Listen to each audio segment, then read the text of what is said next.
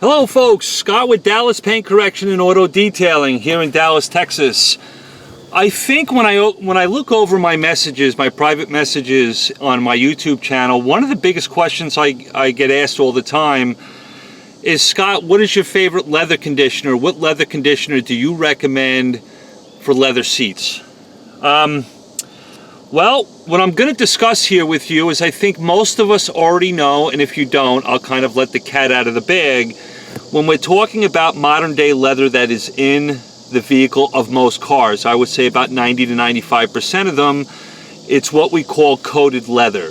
There are some leathers that aren't coated, but for the most part, most of the leather that you find in cars today are coated leather. This coating that is actually on the leather, believe it or not, is a form of plastic.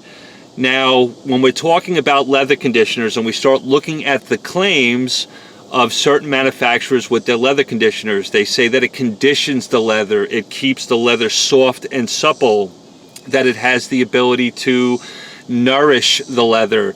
I've heard companies say they call their products leather milk, as if the leather needs to drink something like it's a baby calf. I made a video a long time ago, but I kind of want to bring back another point here and kind of go a little bit further with it. So this happens to be a leather seat in a Lexus ES350.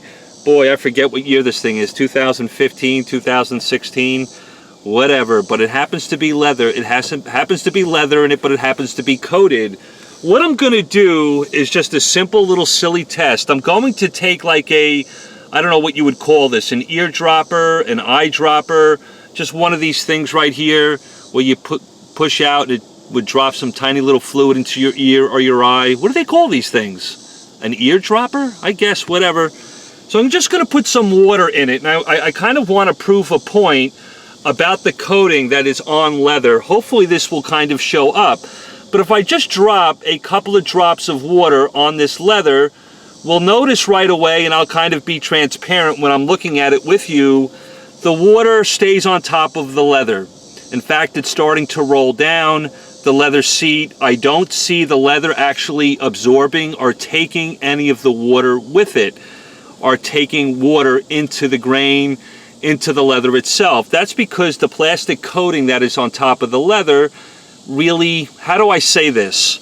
I'll just wipe this up for a second, because somebody's going to say something in this video, well, water molecules are too big, too large to be able to kind of penetrate the pores of the plastic coating and allow the water to go to the leather hide or the hide of the actual animal. Well, I'll agree with you that water molecules are a little bit maybe too large to actually penetrate the pores of this plastic coating. But my point is, even if I use and I'm not picking on anybody, this happens to be Mcguire's Mihrab leather lotion. I've actually been testing this for the last several months. I actually like it, and I'll tell you why, but I'm not deceiving myself in thinking that this is actually conditioning or nourishing the leather. Again, I dropped the water on it. Maybe the water molecule is too big, cannot go through those pores. But here I go. I'll take some of this leather lotion by Mcguire's and I'll just put it on this microfiber towel and I'll rub it into this seat. And I'll just kind of massage it into the seat. I like its effect. Looks nice on the leather. It's not overly glossy, overly shiny. Usually I'll let it sit there for a second and then I'll kind of mop up with the dry side of the microfiber so it's not shiny or glossy. So we need to ask ourselves, is there anything inside this leather lotion, maybe those polymers, those synthetic materials that may be inside this stuff, the lanolin, so they say is in it, or the aloe, or the certain vitamins, does it really have the ability to penetrate through and migrate through the plastic coating and actually get to the hide so it's nourishing it or conditioning it or leaving it soft and supple? Well, I'm going to leave that up to you. I'm going to let you decide whether or not that makes sense to you. I have my own opinion about it.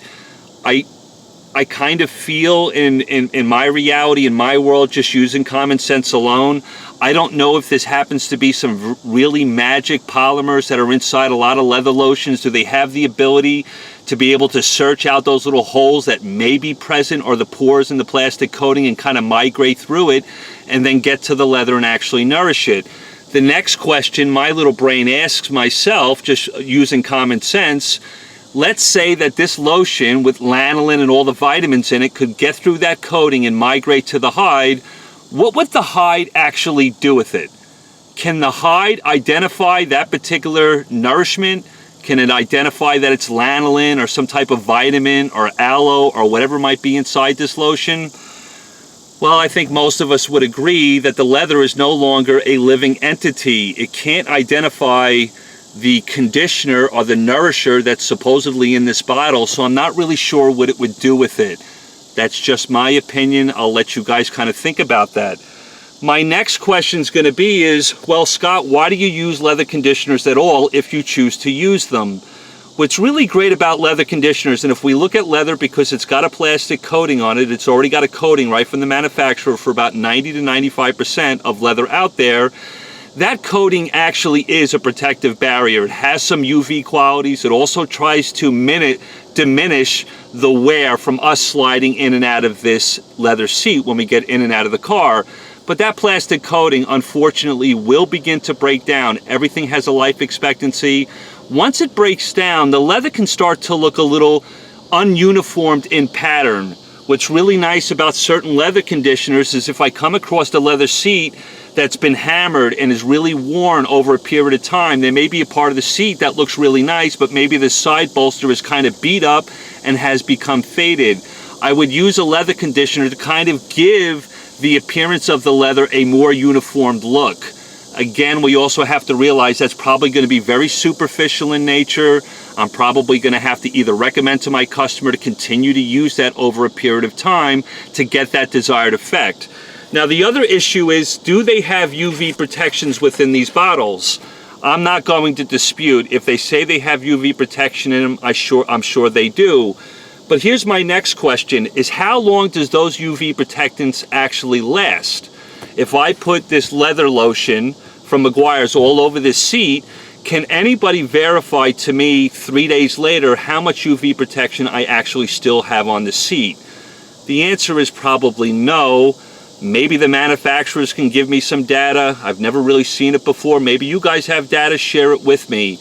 If I put this conditioner on it, how much UV protection do I really have? Does it have an SPF rating? I don't know. I've seen some conditioners that actually do. But let's say it had an SPF rating of 50, and I put it on, how much is still here 2 days later? I don't know. I'm not sure anybody can really answer that question. I'm going to be awfully sarcastic, but there's some truth to all of this. If I put this leather lotion on this coated leather, which is plastic coated, and I put it on this seat and I massage it in there, and I love the way it looks, I love the desired look, and it looks great, and then I kind of buff it out, my sarcastic moment here with you guys is every time I get in and out of this car, would you guys agree with me that most likely this leather lotion is transferring back onto my clothes? Or if I'm wearing a pair of shorts like I'm wearing right now, wouldn't you agree that probably a lot of that leather lotion is just going to end up on my skin? It's going to end up on my clothes. So my little funny sarcastic moment is, pick the leather lotion that works well for your clothes. What leather lotion do you like on your skin? Maybe that's the leather lotion you should be buying. I'm being sarcastic, but there's truth to that because we've got friction, which is a form of erosion as well. If we're getting in and out of the seat, we're also breaking down the leather lotion we could be putting on the leather. There's so many different scenarios that come into play on how effective these are. But what are the main points? What are the strong points with these things? Well, I discussed one. It can help you have a uniformed appearance to a seat that has begun to wear down. Yes, there's some UV protection within these bottles. I will recommend that if you're going to use a leather lotion for UV protection, you're probably going to want to apply it often because there's no way for me to tell you how long it will last to begin with. The other thing that's really important, leather lotions have sometimes a really nice scent. They'll have a leather scent. This one here happens to be, I think they say it's a cocoa butter. So if you like cocoa butter, there really is a value sometimes in the way things smell. If you put it on the seat and you like the way it smells, that's great. That adds value to the experience. But for me to say to somebody, when they ask me what is the best leather lotion, I'm going to ask them, what do you like to smell? Do you like the smell of cocoa? Do you like the smell of new leather? Because all those other questions they'll ask me, can it migrate into the leather? That becomes very, very suspicious. I can't answer that question. How much protection does it really offer? Who knows? I don't know if anybody can really answer that question. I've been doing this for over 26 years. I've never really seen a leather lotion keep a seat intact for longer, because here's the reality. What really breaks down a leather seat more than whether or not you condition it is whether or not it's clean. If it's dirty, that's going to ruin the surface of the leather much quicker.